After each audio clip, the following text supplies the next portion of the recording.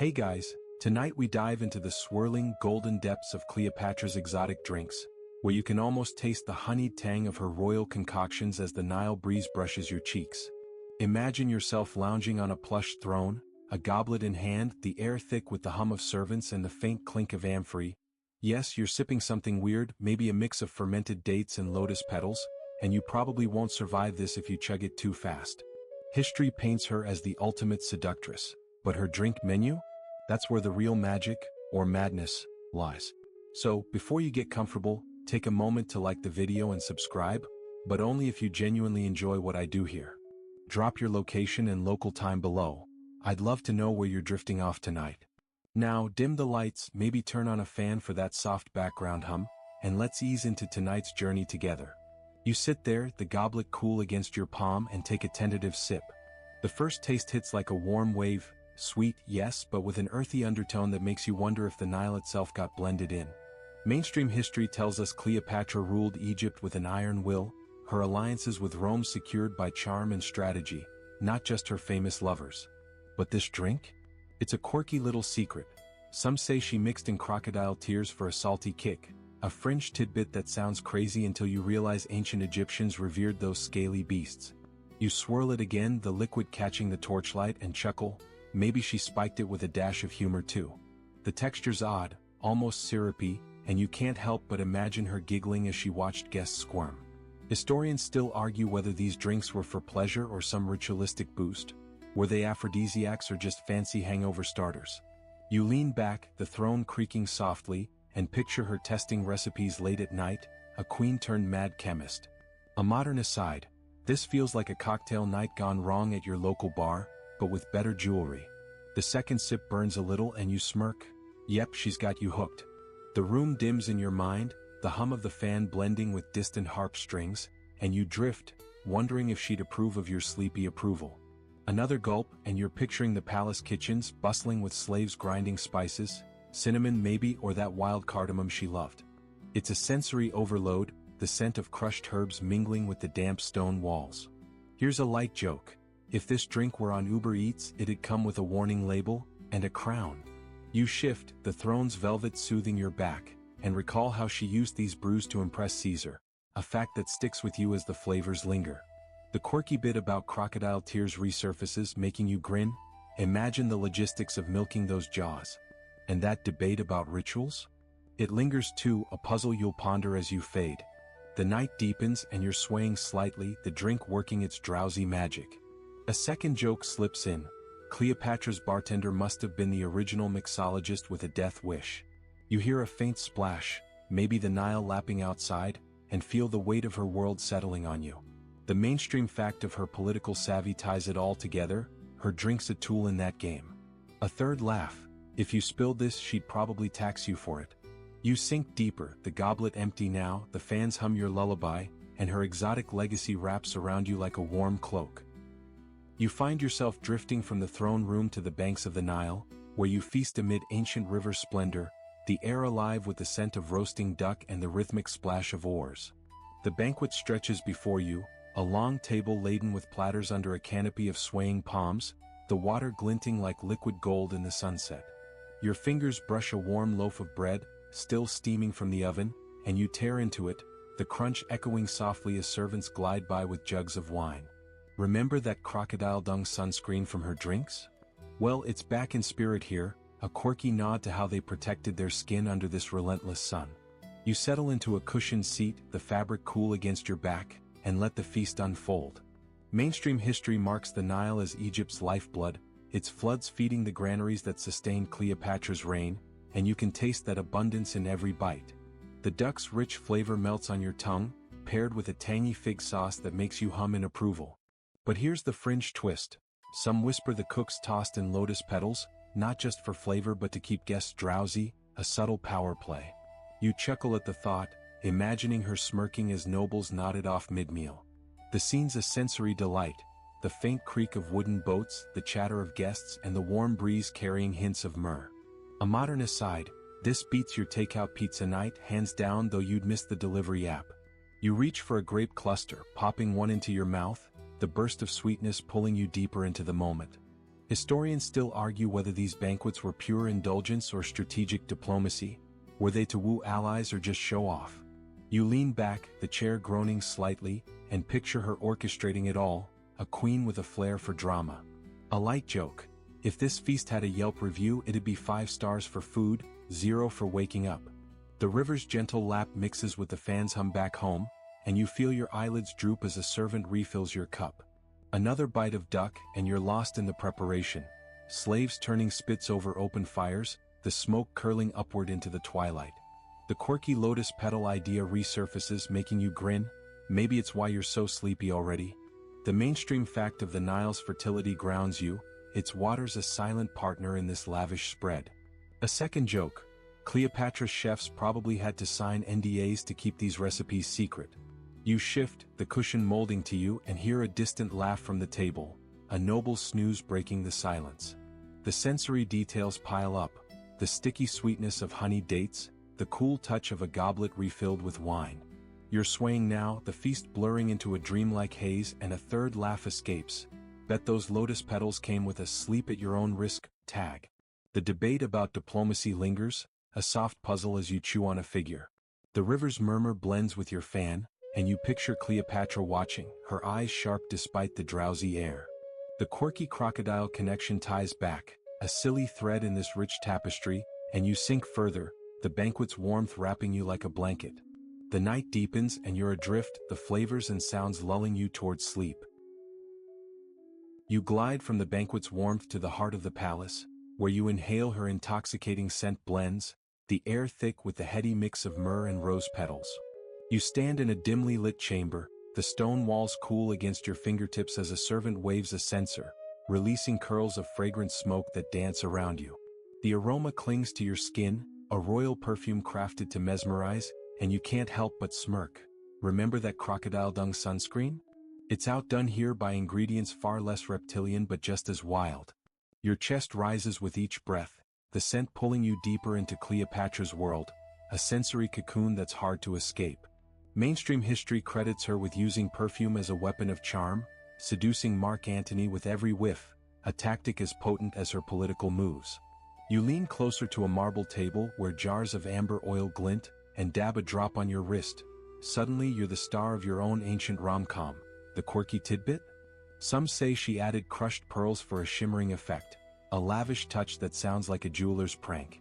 You chuckle, imagining the pearl grinders grumbling late into the night. The room hums with soft chants from attendants, the flicker of oil lamps casting shadows, and a modern aside. This beats your dollar store body spray, though the price tag would bankrupt you. You rub your wrists together, the oil warming into a floral wave, and picture her testing these blends, a queen turned perfumer. Historians still argue whether this was vanity or strategy. Did she aim to dazzle or dominate? You sink onto a cushioned bench, the fabric soft under you, and let the scent swirl. A light joke. If this perfume came with a manual, it'd say, apply and conquer. The myrrh bites a little, grounding you while the roses soften the edge, a balance you can't help but admire. The fan's hum back home blends with the chamber's quiet, lulling you further. Another breath and you're lost in the process. Servants crushing petals, the sticky residue staining their hands, the air heavy with effort. The quirky pearl idea resurfaces, making you grin. Talk about a glow-up. The mainstream fact of her seduction skills ties it all, her scent's a silent ally. A second joke. Cleopatra's perfume lab must have been the original scent influencer hub. You shift, the bench creaking, and catch a whiff of sandalwood now, a new layer unfolding. The sensory details pile up. The cool jar against your palm, the faint rustle of robes, the warmth of the lamp nearby. You're swaying slightly, the perfume weaving its drowsy spell, and a third laugh slips out. Bet those pearls were her secret weapon against bad hair days. The debate about vanity lingers, a gentle puzzle as the scent lingers too. The chamber dims in your mind, the fans hum your anchor, and you picture her approving nod as you drift. The quirky crocodile callback fades, replaced by this floral embrace, and you sink deeper, the fragrance wrapping you like a dream.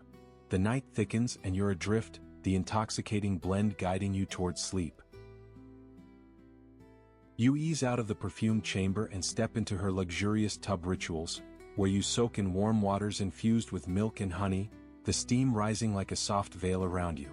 The marble bath is vast, its edges carved with lotus flowers, and you sink into the liquid warmth, feeling the tension melt from your shoulders. A servant pours another pitcher, the splash echoing faintly, and you catch the sweet scent of almonds. Remember that pearl perfume?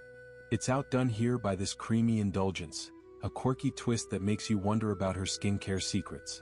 Your skin prickles as the heat seeps in, and you let out a contented sigh, the palace's quiet hum wrapping you up. Mainstream history knows Cleopatra bathed in milk to preserve her legendary beauty, a ritual that kept her skin glowing for Rome's elite to admire. You swirl the water with your hand, watching the milk swirl like clouds, and grin. Modern spas wish they had this gig. The fringe tidbit? Some claim she added donkey milk for extra richness, a detail that sounds absurd until you picture the poor beasts lined up outside. You chuckle, the sound bouncing off the walls, and lean back, the tub's edge cool against your neck. The sensory details flood in, the slick feel of wet marble, the faint drip of a faucet, the warm air brushing your face. A modern aside, this beats your shower routine, though you'd need a herd to keep it going. You close your eyes, imagining her testing the temperature, a queen-turned-bath connoisseur. Historians still argue whether this was luxury or medicine. Did it heal or just pamper? You shift, the water lapping gently, and picture attendants scurrying with jugs. A light joke: if this bath had a Yelp review, it'd be 5 stars, bring your own donkey. The honey sticks slightly to your fingers, grounding you while the milk softens every touch, a perfect balance. The fan's hum back home blends with the drip-drip rhythm, pulling you deeper. Another splash and you're lost in the preparation. Servants heating water over fires, the steam curling upward into the torchlight. The quirky donkey milk idea resurfaces, making you smirk. Imagine the logistics. The mainstream fact of her beauty routine ties it all, her bath's a silent weapon. A second joke: Cleopatra's tub must have been the original influencer photoshoot spot. You stretch, the water cradling you, and hear a distant laugh, maybe a servant slip up with the pitcher. The sensory pile-up continues, the sweet stickiness, the warm embrace, the faint echo of sandals on stone. You're drifting now, the ritual weaving its sleepy magic, and a third laugh escapes. Bet those donkeys got a royal pension. The debate about healing lingers, a soft puzzle as you float. The bath dims in your mind, the fans hum your lullaby, and you picture her serene face as you fade. The quirky pearl callback fades, replaced by this milky haze, and you sink further, the warmth wrapping you like a dream. The night deepens and you're adrift, the tub's gentle sway guiding you towards sleep. You rise from the milky bath, water dripping from your skin, and step into her legendary romantic elixirs, where you brew love potions in the flicker of candlelight, the air tinged with exotic spices. The small chamber feels alive with mystery, a wooden table before you cluttered with vials of amber liquid and dried herbs, and you crush a petal between your fingers, releasing a sharp, floral scent. Remember that donkey milk soak? It's a distant memory now, outshone by this quirky alchemy where some say she tossed in ground beetles for a potent kick. You smirk, stirring a concoction, the spoon clinking softly, and feel the thrill of playing her ancient matchmaker. Mainstream history tells us Cleopatra used her wits to bind hearts. Her potions a rumored tool to enchant Caesar and Antony, a blend of charm and chemistry. You add a pinch of saffron, watching it dissolve into a golden swirl, and nod. Modern dating apps could learn a thing or two. The fringe tidbit? Legends whisper she mixed in mandrake root, believed to spark desire, a wild ingredient that makes you chuckle at the thought of her garden harvests.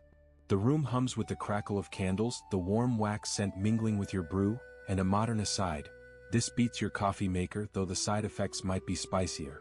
You lean closer, the vial's heat warming your hands, lost in the process. You imagine her testing recipes, a queen-turned-sorceress, her laughter echoing as she adjusted the mix. Historians still argue whether these were real aphrodisiacs or just placebo confidence. Did they work or just hype her allure? You shift, the chair creaking under you, and picture her watching your clumsy stirs. A light joke: if this potion flopped, she'd blame the beetles. The saffron's aroma sharpens, grounding you, while the mandrake adds an earthy edge, a sensory dance you can't resist. The fan's hum back home blends with the candle's flicker, pulling you deeper. Another stir, and you're lost in the gathering, servants scouring fields for roots, the rustle of leaves underfoot, the night air thick with effort. The quirky beetle idea resurfaces, making you grin. Imagine the crunch. The mainstream fact of her romantic prowess ties it all, her potions a silent seduction. A second joke, Cleopatra's love lab must have had a no refunds policy. You stretch, the vial's warmth soothing, and hear a faint clink, maybe a dropped spoon. The sensory details pile up, the sticky residue on your fingers, the soft glow of flames, the quiet hum of the palace. You're swaying now, the elixir weaving its drowsy spell, and a third laugh slips out. Bet those beetles got a royal send-off. The debate about placebos lingers, a gentle puzzle as you mix. The chamber dims in your mind, the fans hum your anchor, and you picture her approving nod as you drift. The quirky milk callback fades, replaced by this alchemical haze, and you sink further, the potion's warmth wrapping you like a dream. The night thickens and you're adrift, the brew guiding you towards sleep. You set the vial aside, the last traces of potion fading from your fingers, and step into her deadly snake companions, where you handle asps with a mix of awe and trepidation, the chamber cool and shadowed. The stone floor chills your bare feet as you approach a woven basket, its lid trembling slightly, and you lift it slowly, revealing a coiled ASP that glints in the torchlight. Remember that mandrake brew? It's a tame memory now, dwarfed by this quirky danger where she reportedly kept these snakes as pets, or weapons. You freeze, the snakes hiss a soft whisper, and feel a shiver run down your spine, the air thick with tension and the faint scent of dust. Mainstream history marks Cleopatra's death by ASP bite as her final act of defiance, a dramatic exit that sealed her legend against Roman rule. You extend a cautious hand, the snake's scales brushing your skin, and marvel at its sleek power.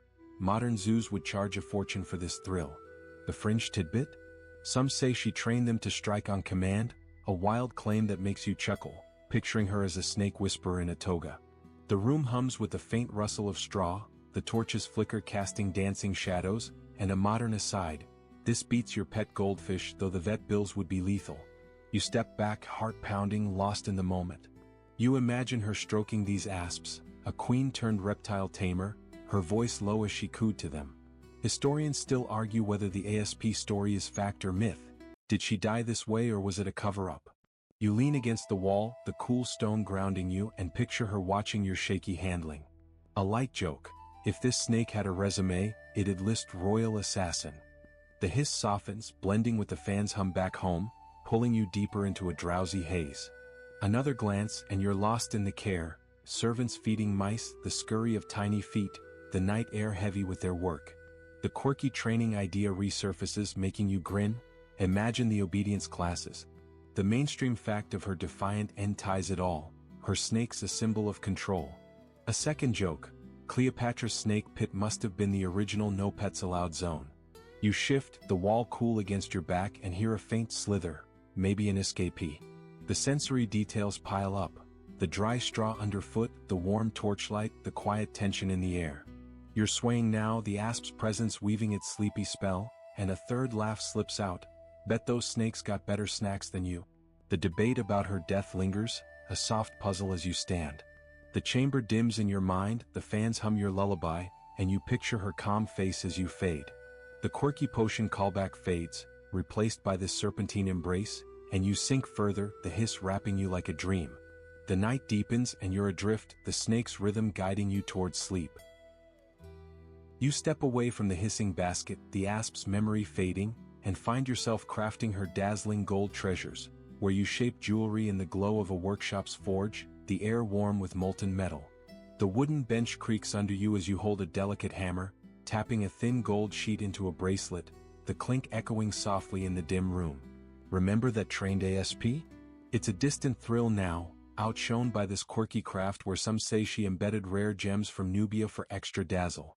You smile, the metal warming your fingers, and lose yourself in the rhythm, the palace's quiet hum blending with the fire's crackle. Mainstream history celebrates Cleopatra's wealth, her jewelry a symbol of Egypt's riches that dazzled Rome's elite during her reign. You set a turquoise stone into the bracelet, its blue catching the light, and nod. Modern jewelers would drool over this setup. The fringe tidbit? Rumors suggest she melted down old crowns to fund her bling, a wild reuse that makes you chuckle, picturing a royal recycling bin. The room fills with the scent of heated gold, the faint tang of smoke curling around you, and a modern aside. This beats your DIY bracelet kit, though the insurance would be steep.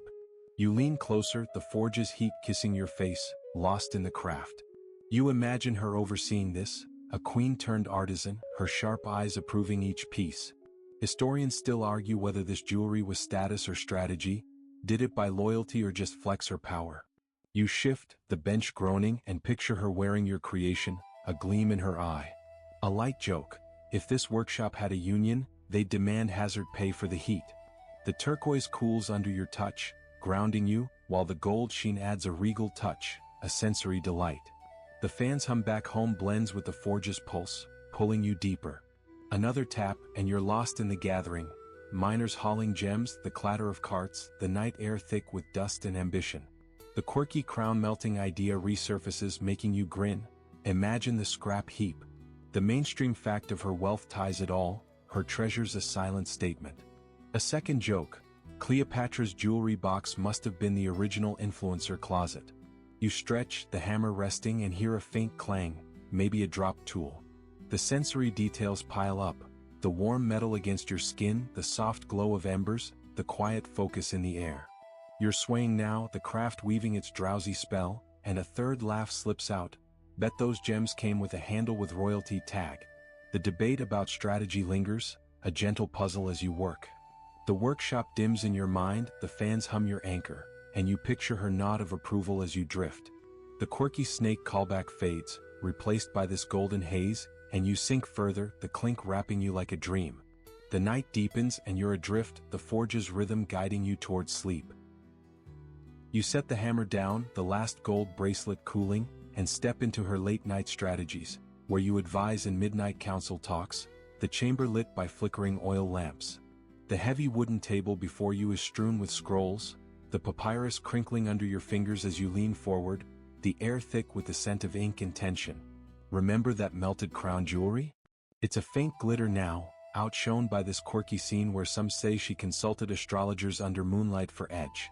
You smirk, tracing a map with your finger, and feel the weight of her empire resting on your shoulders, the palace's soft hum blending with distant owl calls. Mainstream history praises Cleopatra's political genius, her late-night councils shaping alliances with Rome that kept Egypt afloat. You point to a marked route on the map, the parchment rough against your skin, and nod. Modern leaders could take notes from her stamina. The fringe tidbit? Whispers claim she sipped her exotic drinks during these talks, a wild multitasking that makes you chuckle, picturing her with a goblet mid-debate. The room hums with the rustle of robes, the lamps glow casting long shadows, and a modern aside: this beats your Zoom calls, though the Wi-Fi would crash here. You lean back, the chair creaking, lost in the strategy. You imagine her leading these talks, a queen-turned-tactician, her voice steady as she outwitted advisors. Historians still argue whether these sessions were brilliance or desperation. Did she control the game or just delay the end? You shift, the table's edge cool against your arm, and picture her sharp gaze on you. A light joke: if this council had a coffee break, it'd be served with a side of intrigue. The ink's bitter scent grounds you, while the lamplight softens the mood, a sensory balance you can't ignore. The fan's hum back home blends with the owl's hoot, pulling you deeper. Another glance at the map, and you're lost in the planning. Messengers racing with news, the clatter of hooves, the night air thick with urgency. The quirky drink-sipping idea resurfaces, making you grin. Imagine the spills. The mainstream fact of her political skill ties it all, her council's a silent battlefield. A second joke: Cleopatra's advisors must have needed nap rooms after her late shifts. You stretch, the scroll rolling shut, and hear a faint whisper, maybe a spy's report. The sensory details pile up: the scratch of quill on paper, the warm glow on your face, the quiet intensity in the air. You're swaying now, the strategy weaving its drowsy spell, and a third laugh slips out. Bet those astrologers billed her extra for overtime. The debate about desperation lingers, a gentle puzzle as you ponder. The chamber dims in your mind, the fans hum your lullaby, and you picture her approving nod as you drift. The quirky jewelry callback fades, replaced by this tactical haze, and you sink further, the council's rhythm wrapping you like a dream. The night deepens and you're adrift, the lamps flicker guiding you towards sleep. You rise from the council table, the last scroll fading from your thoughts, and escape to her hidden sandy retreats, where you relax in desert oases under a vast, starlit sky. The sand shifts beneath your feet as you settle onto a woven mat, the air cool and dry, carrying the faint scent of date palms swaying in the breeze. Remember that astrologer's moonlight advice? It's a quiet echo now, outshone by this quirky haven where some say she hid treasure beneath the dunes. You smile, leaning back against a cushion, and let the desert stillness wrap around you, the palace's distant hum blending with the rustle of leaves. Mainstream history notes Cleopatra's retreats as rare breaks from her relentless rule, places where she recharged amid Egypt's harsh landscapes. You gaze at the stars, their twinkling reflection in a small oasis pool, and sigh. Modern vacations pale next to this solitude. The fringe tidbit? Legends suggest she invited poets to compose odes here, a wild touch that makes you chuckle, picturing verses scribbled in the sand. The night hums with the soft chirp of crickets, the cool sand seeping through the mat, and a modern aside. This beats your weekend camping, though the Wi-Fi signal would be non-existent. You stretch out, the mat crinkling, lost in the peace. You imagine her resting here, a queen-turned wanderer, her eyes tracing the same stars.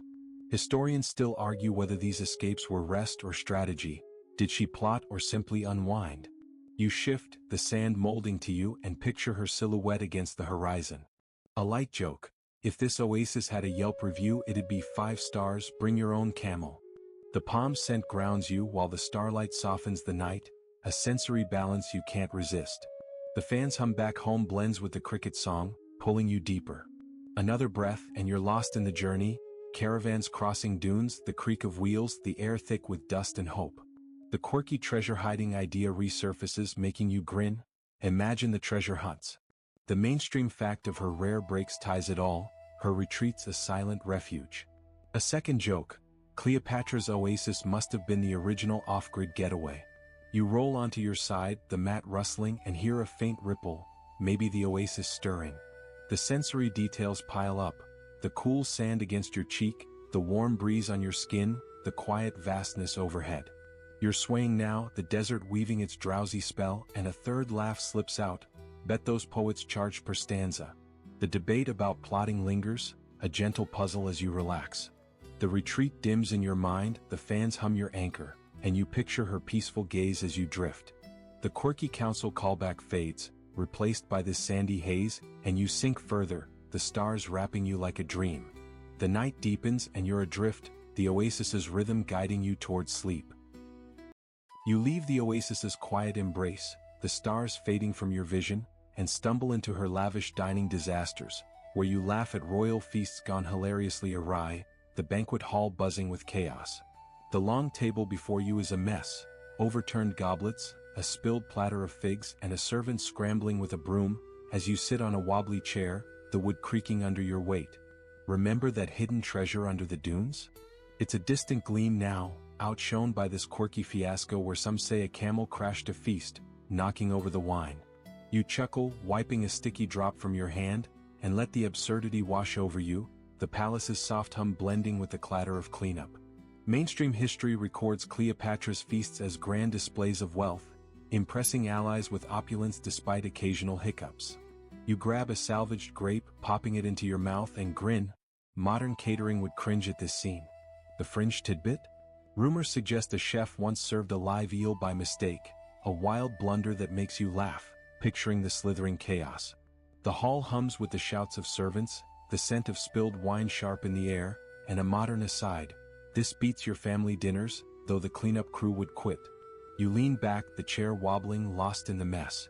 You imagine her watching this, a queen-turned-amused spectator, her laughter cutting through the noise as she waved it off. Historians still argue whether these disasters were accidents or staged for humor. Did she plan the laughs or just roll with it?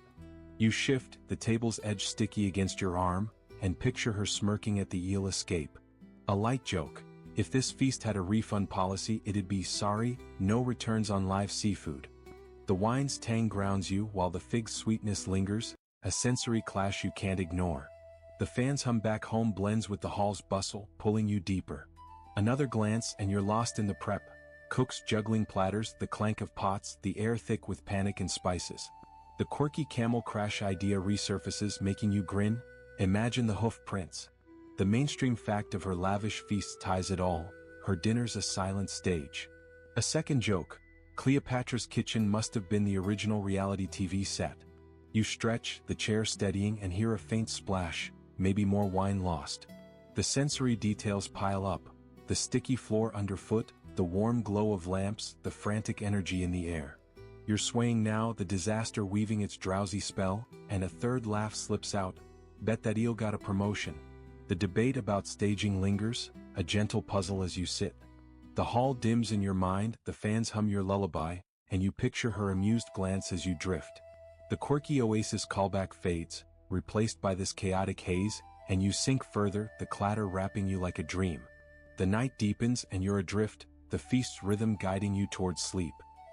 You rise from the chaotic banquet, the spilled wine a fading stain, and step into her secretive informant web, where you uncover her spy network in the shadowed corners of the palace. The narrow hallway feels alive with whispers, the stone walls cool as you press against them, listening to the faint rustle of hidden footsteps. Remember that camel-crashing feast? It's a distant laugh now, outshone by this quirky intrigue where some say she used coded messages in perfume bottles. You smirk, tracing a crack in the wall, and feel the thrill of her unseen power, the palace's soft hum blending with the creak of a hidden door. Mainstream history credits Cleopatra with a sharp intelligence network, her spies feeding her secrets to outmaneuver Rome's generals. You peer around a corner, catching a glimpse of a cloaked figure, and nod. Modern espionage could learn from her subtlety. The fringe tidbit? Whispers suggest she paid informants with rare spices, a wild barter that makes you chuckle, picturing cinnamon bribes. The air carries the scent of damp stone, the flicker of a distant torch casting long shadows, and a modern aside. This beats your group chat leaks, though the stakes were higher. You step softly, the floor cold underfoot, lost in the hunt. You imagine her directing this web, a queen-turned-mastermind, her voice low as she decoded reports. Historians still argue whether her spies were loyal or bought. Did they serve her heart or her gold? You lean against the wall, the coolness grounding you, and picture her piercing gaze on the network. A light joke: if this spy ring had a handbook, it'd be Rule 1. Smell the message. The stone's chill seeps in while the torchlight softens the tension, a sensory balance you can't shake. The fans hum back home blends with the hallway's quiet, pulling you deeper. Another step, and you're lost in the operation. Messengers darting through alleys, the clink of coins, the air thick with secrecy. The quirky perfume code idea resurfaces, making you grin. Imagine the sniff test. The mainstream fact of her intelligence ties it all, her spies a silent shield. A second joke: Cleopatra's network must have had the original silent mode setting. You pause, the wall steadying you, and hear a faint rustle, maybe a note exchanged. The sensory details pile up: the rough stone against your palm, the warm flicker on your face, the hushed intensity in the air. You're swaying now, the intrigue weaving its drowsy spell, and a third laugh slips out. Bet those spies billed her for overtime cents. The debate about loyalty lingers, a gentle puzzle as you listen. The hallway dims in your mind, the fans hum your lullaby, and you picture her approving nod as you drift. The quirky feast callback fades, replaced by this shadowy haze, and you sink further, the whispers wrapping you like a dream. The night deepens and you're adrift, the network's rhythm guiding you towards sleep. You slip away from the whispering hallway, the spy's rustle fading, and enter her eternal resting place, where you plan her tomb preparation dreams in a cavern lit by torchlight. The damp air clings to you as you stand among stacks of stone blocks, your fingers brushing the rough edges, the silence broken only by the drip of water echoing off the walls. Remember that perfume bottle code? It's a distant scent now, outshone by this quirky task where some say she hid riddles in the tomb's carvings. You smile, tracing a hieroglyph with your thumb, and feel the weight of her legacy, the palace's soft hum blending with the cavern's stillness. Mainstream history records Cleopatra's tomb as a grand monument, its construction a testament to her power even as Rome closed in. You shift a block, the stone heavy in your hands, and nod. Modern architects would marvel at this scale. The fringe tidbit? Legends claim she buried a live cat to guard her soul, a wild detail that makes you chuckle, picturing the feline sentry. The cavern hums with the faint crackle of torches, the warm glow casting dancing shadows, and a modern aside: this beats your storage closet, though the rent would be eternal. You lean against a wall, the coolness grounding you, lost in the planning. You imagine her overseeing this, a queen-turned-architect, her voice steady as she chose each stone. Historians still argue whether the tomb was finished or lost. Did it survive or sink into myth? You step back, the floor slick underfoot, and picture her serene face amid the chaos. A light joke. If this tomb had a moving day, it'd be bring your own pyramid. The dampness seeps in while the torchlight softens the gloom, a sensory balance you can't ignore. The fan's hum back home blends with the drip-drip rhythm, pulling you deeper. Another touch and you're lost in the work. Slaves hauling blocks, the grind of stone, the air thick with dust and effort. The quirky catguard idea resurfaces, making you grin. Imagine the meows. The mainstream fact of her monument ties it all, her tomb a silent farewell. A second joke. Cleopatra's burial crew must have needed hazard pay for cat scratches. You pause, the wall steadying you, and hear a faint scratch, maybe a claw on stone. The sensory details pile up. The rough block against your palm, the warm flicker on your face, the quiet reverence in the air. You're swaying now, the planning weaving its drowsy spell, and a third laugh slips out. Bet that cat got a royal treat. The debate about its fate lingers, a gentle puzzle as you stand. The cavern dims in your mind, the fans hum your lullaby, and you picture her approving nod as you drift. The quirky spy callback fades, replaced by this stony haze, and you sink further, the drip wrapping you like a dream. The night deepens and you're adrift, the tomb's rhythm guiding you towards sleep. You step away from the damp cavern, the tomb's drip fading into memory, and leap into her wild competitions, where you race in chariot thrills under the blazing afternoon sun. The dusty arena stretches before you, the wooden chariot creaking as you grip the reins, the air thick with the scent of sweat and sand kicked up by hooves. Remember that cat guarding her tomb? It's a quiet purr now, outshone by this quirky spectacle where some say she bet her crown on these races. You laugh, urging the horses forward, and feel the rush of wind, the palace's soft hum blending with the crowd's distant roar. Mainstream history highlights Cleopatra's flair for spectacle. Her chariot races away to boost morale and show off Egypt's might. You lean into the turn, the wheels rattling, and grin. Modern racetracks would envy this adrenaline. The fringe tidbit? Rumors claim she raced disguised as a stable boy, a wild twist that makes you chuckle, picturing her dodging recognition. The arena hums with the thud of hooves, the sun beating down, casting sharp shadows, and a modern aside. This beats your go-kart day, though the crash helmets are missing. You steady the reins, the leather rough in your hands, lost in the speed. You imagine her cheering from the stands, a queen-turned racer, her voice cutting through the noise as she egged you on. Historians still argue whether these races were fun or propaganda. Did she entertain or manipulate?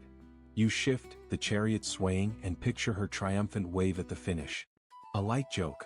If this race had a pit crew, they'd be polishing gold wheels. The sand stings your eyes, grounding you while the wind cools your face, a sensory rush you can't resist. The fans hum back home blends with the hoofbeats, pulling you deeper. Another push and you're lost in the prep. Grooms brushing horses, the clatter of harnesses, the air thick with excitement. The quirky disguise idea resurfaces, making you grin. Imagine the costume changes. The mainstream fact of her spectacles ties it all, her race is a silent boast. A second joke. Cleopatra's chariot must have had a royal speed limit sticker. You lean forward, the reins tight, and hear a faint cheer, maybe the crowd's approval. The sensory details pile up. The hot leather in your grip, the dusty air on your lips, the wild energy in the arena. You're swaying now, the race weaving its drowsy spell, and a third laugh slips out. Bet those horses got a victory lap treat. The debate about propaganda lingers, a gentle puzzle as you ride. The arena dims in your mind, the fans hum your anchor, and you picture her proud smile as you drift. The quirky tomb callback fades, replaced by this dusty haze, and you sink further, the hoofbeats wrapping you like a dream. The day fades and you're adrift, the race's rhythm guiding you towards sleep. You slow the chariot, the arena's dust settling behind you, and glide onto her luxurious Nile cruises, where you sail her opulent barges under a golden twilight sky. The deck sways gently beneath your feet as you lean against the polished rail, the air filled with the scent of lotus blossoms drifting from the water. Remember that royal disguise in the race? It's a faint thrill now, outshone by this quirky voyage where some say she hosted floating feasts with live music. You smile, watching the river ripple, and feel the calm of her floating palace, the distant palace hum blending with the soft splash of oars. Mainstream history praises Cleopatra's Nile cruises as diplomatic tools, her barges impressing Caesar and Antony with Egypt's splendor. You trail your hand in the cool water, the droplets sparkling, and sigh, modern yachts can't match this elegance. The fringe tidbit? Legends whisper she kept a pet ibis on board, a wild companion that makes you chuckle, picturing it strutting among the guests. The barge hums with the strum of a harp, the warm breeze brushing your face, and a modern aside. This beats your riverboat tour, though the Wi-Fi would be spotty. You settle onto a cushioned bench, the fabric soft under you, lost in the glide. You imagine her reclining here, a queen-turned-hostess, her voice guiding the crew as she charmed her guests. Historians still argue whether these cruises were romance or politics. Did she woo or negotiate? You shift, the bench creaking, and picture her silhouette against the sunset. A light joke: if this barge had a menu, it'd be Catch of the Nile, served with a crown. The lotus scent grounds you while the harp's melody soothes, a sensory balance you can't resist. The fan's hum back home blends with the oar's rhythm, pulling you deeper. Another glance at the water and you're lost in the journey, rowers bending oars, the creak of wood, the air thick with anticipation. The quirky ibis idea resurfaces, making you grin. Imagine the bird's billing statement. The mainstream fact of her diplomacy ties it all: her cruise is a silent stage. A second joke: Cleopatra's barge must have had a no splashing rule for guests. You lean back, the rail cool against your arm, and hear a faint trill, maybe the ibis calling. The sensory details pile up: the smooth wood underfoot, the warm glow on your skin, the gentle sway in the air. You're swaying now, the crew's weaving its drowsy spell, and a third laugh slips out. Bet that ibis got first-class treats. The debate about romance lingers, a gentle puzzle as you sail. The barge dims in your mind, the fans hum your lullaby, and you picture her serene smile as you drift. The quirky race callback fades, replaced by this watery haze, and you sink further, the oars wrapping you like a dream. The night deepens and you're adrift, the cruise's rhythm guiding you towards sleep. You drift from the swaying barge, the oar's rhythm fading, and settle into her enduring mysterious end, where you reflect on her final legacy, whispers in the quiet of a moonlit chamber. The floor feels smooth under your bare feet as you stand by a window, the cool breeze carrying the scent of night-blooming jasmine, the palace's soft hum now a distant memory. Remember that ibis strutting on the cruise? It's a faint chirp now, outshone by this quirky silence where some say her spirit lingers in the air. You sigh, gazing at the moon, and feel the weight of her story, the night wrapping you in its gentle embrace. Mainstream history marks Cleopatra's death as a turning point, her asp bite or poison ending Egypt's independence under Rome's shadow. You trace the window's edge, the stone cool against your fingers, and nod. Modern drama still chase her exit scene. The fringe tidbit? Whispers claim she left a coded farewell in her tomb, a wild enigma that makes you chuckle, picturing scholars scratching their heads. The chamber hums with the rustle of curtains, the moonlight casting a silver glow, and a modern aside: this beats your late-night scroll, though the mystery's thicker. You sink onto a cushion, the fabric soft under you, lost in reflection. You imagine her facing this end, a queen-turned-legend, her voice steady as she chose her fate.